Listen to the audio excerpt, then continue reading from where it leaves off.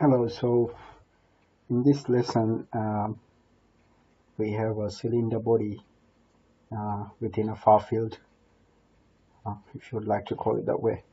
So I'm going to split this lesson into, um, in this lesson in this video I'm going to do a structured blocked meshing approach for this configuration, and in the next lesson it will be unstructured meshing, so we can compare two ways. And also I'll be doing a lesson to explain how you can input the OR grids for structured meshing, if you would like to call it mastering the OR grid. It would be much harder for more complex configurations, but we can start getting an idea about how to manipulate OR grids from simple configurations to a much more complex configuration. Okay, so I have my the blue part is called gem, so I'll change that to cylinder, and the far field we can leave it as far field. Usually I create these 1, 2, 3, 4, all these surfaces as inlet, and this surface is my outlet, but let's leave it as far field for now, and let's go ahead and start this blocking. So the blocking is going to be a fluid zone.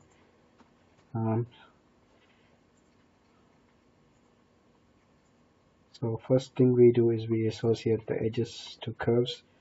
If I turn off my geometry and curves as well, you will see when I associate the edges changes to green. So we can kind of think it as gluing the edge to the curve, or redefining the geometry in terms of edges and blocks and vertices. That's very similar actually. If you consider the points in geometry is called vertices in blocking, and the curves is called edges, and the surfaces are defined from faces, and the overall three things make together a block. Okay, so before we go ahead and associate all these edges, let's just write down the terminology or the step by step what we're going to do. So first we associate. Let's write numbers as well. So first we associate outer edges of our field. So the curves on the field. Then we will associate the vertices and our field points. Then we will split the edges to find the bleed inside the field. So let's call it body of interest. Then we will associate the edges. We'll associate edges to the body of interest. Let's call it cylinder. To the cylinder. Now we'll give mesh parameters. Actually, before we do that, let's just make the OR grid for the cylinder around the cylinder,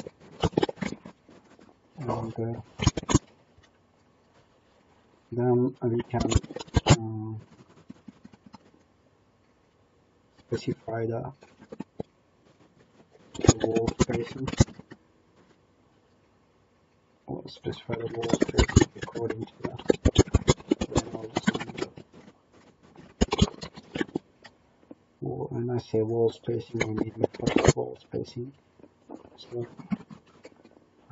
that will be the y spacing level normal wall. Yeah. Okay. After that, we can think about improving the orbit using phases and improving the elements world. Okay.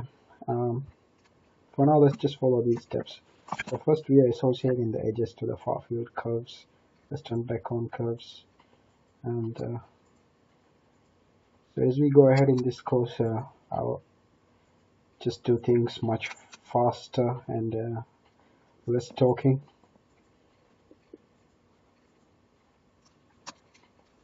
But if there is something necessary to explain, I will stop and explain definitely. So always when you think you finished association, just turn off the curves and see if you have missed any edges. So I missed this one.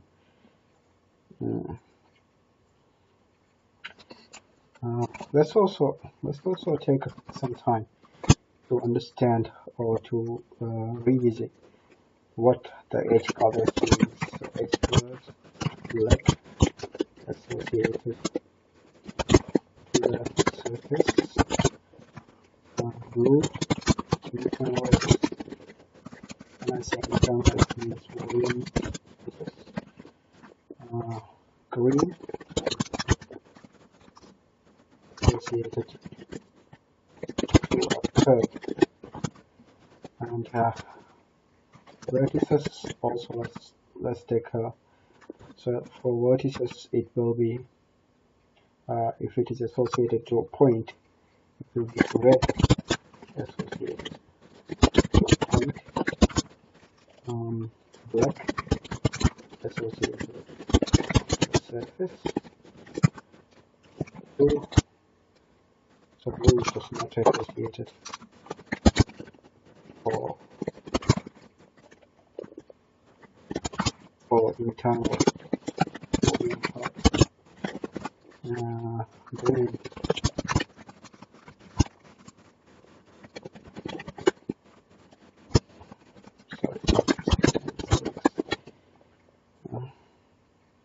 that's not necessary, you understand what I mean. So green is associated to curves. Okay, so now we have all the curves, everything associated, but I want to associate the points too. So I can turn on points, go to associate points. That's this one, associate points to the point. So vertices to a point. So I'm gluing the vertices to the right point so that they don't move to not a mistake. So let's make a mistake. I click this vertex and I click this point. So now the edges just misoriented now. So that's something that you want to avoid. A lot of the times when you want to mesh models faster, you kind of make that mistake. Okay, so I turned off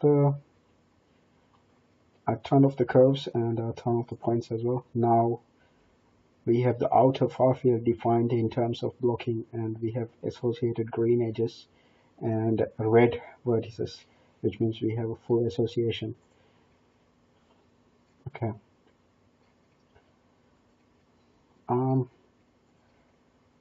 Let's now start the second step, splitting.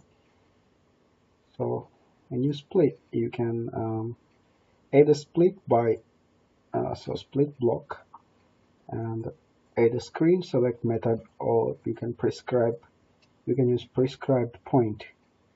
So okay, so if I selected this edge, undo that. Okay, if I selected this edge and use this point, that means it will just go right through the point, and okay, on this edge and this point. Fine, let's turn back on the curves. Let's say I wanted to get an edge in between. I can use the relative parameter 0.5. So I click on this edge and it will just do a half split. I don't really need that. I was just showing you how that works. So now I'm just going to do screen select, and I've done that axis. Now I'm going to the front view and splitting them on the front. Okay, so okay, now I have my splitting done, but these edges are not associated. Again, I can just use associate edges. Select these 4 edges. Select. Well, basically that didn't project, and I would like to project them, so I'm just gonna do it again. Okay, you can turn on the project vertices. Okay, so I have definitely missed a step here. After I split the edges and associate the edges to the cylinder, before making the O grid, I would like to make a path, solids path. So what I do is I go to parts, create path using blocking, and let's just say solids. Okay, and I will select this block, and that will automatically associate the rest of the edges to the surface, and that's fine because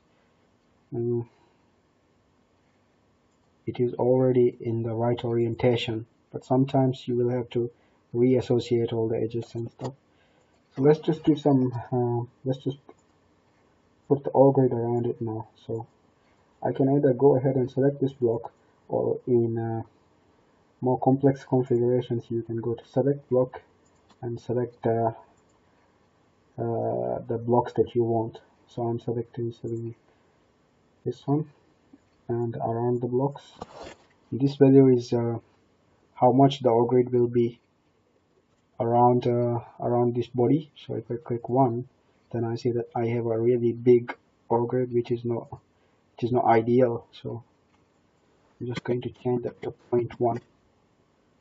Let's see, that's also too big, so maybe 0.05. Okay, that's fine for now. And like I said, I try to make all the edges and everything associated well, so we can try to split these edges, these internal edges, using spline, because not the internal, just the green edges.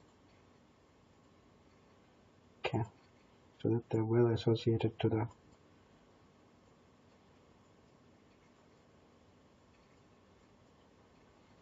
okay. So now I have redefined the geometry in terms of edges and associations. Now I have also got an O grid. Let's turn on the internal edges again. I also got an O grid. I want to link these edges. Let's actually not link and improve, just to see what it looks like. Just go ahead and scale the size of the mesh. Okay, so 13,500, 57,000 chords, 983,000 volume mesh elements access. Okay, let's pre-mesh this.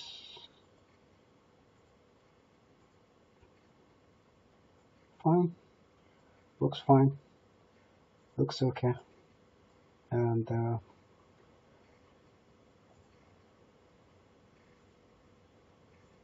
let's pre-mesh again, turn off the far field, and let's have a scan view of what's going on. Pre-mesh, scan planes, select. Okay, this is what has happened. So this is the green is my internal volume field. It's just a cut plane or a scan plane. I can define another scan plane and change the color to something more visible, and I can turn off the edges and turn on the solid view to see what's happening. Okay, so that's a good blocking and everything. We can definitely improve the spacing ratios. So here's what you want to avoid. You want to avoid large jumps in area between elements and large jumps in volume between elements. So this spacing here is like very small compared to the spacing here. So that's going to be a large jump. We can improve that using match edge spacing. So let's click done.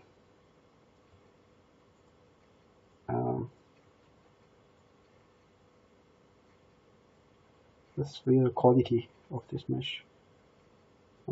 It's fine, but you see this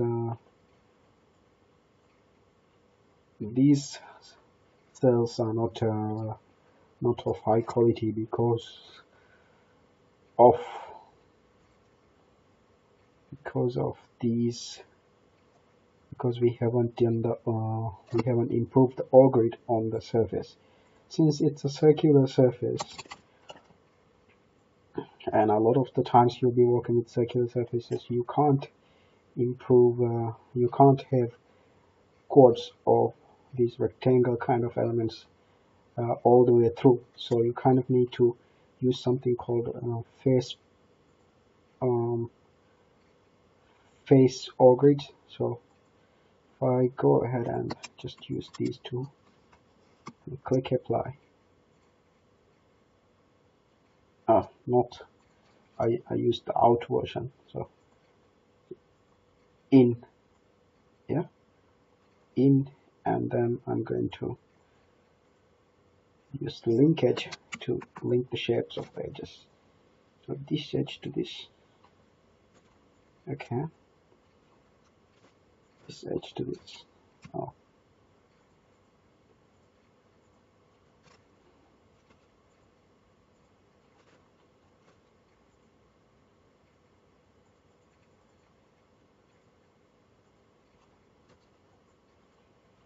You can definitely scale this a bit bigger up to here or something to make things more clear. But for now, let's just leave that as it is. Let's put some more nodes in this face grid, and the other side I will let you do it. Just do the same as how we did this side. And then now if I go on pre-mesh, I'll see that the elements on the outer surface now, this surface has improved. We can move around the vertices to improve that, or we can just undo.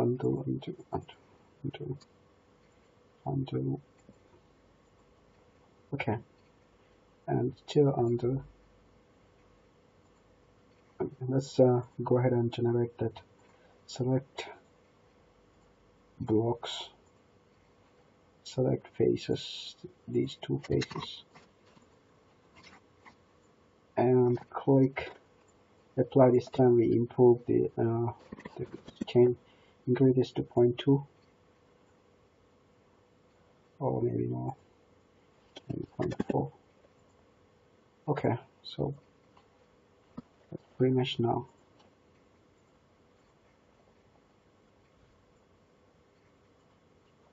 I need to put some number of elements on these edges. 5.